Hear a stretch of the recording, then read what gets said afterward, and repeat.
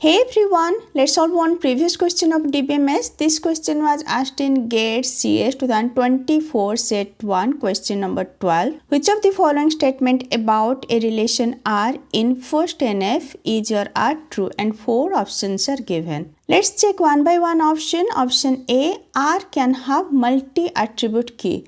Multi-attribute key means a key having more than one attribute like candidate key or super key. In one NF, there is no restriction for candidate key or super key. It cannot have composite attribute or multi-valued attribute, but it can have multi-attribute key. It can have candidate key or super key. So option A is true. R can have multi-attribute key.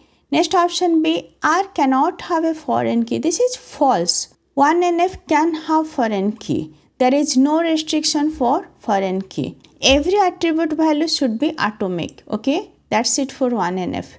Option C, R cannot have composite attribute. This is true. For one NF, it should not have composite or multi-valued attribute. So option C is true. Next option D, R cannot have more than one candidate key. There is no restriction for candidate key. There can have more than one candidate key.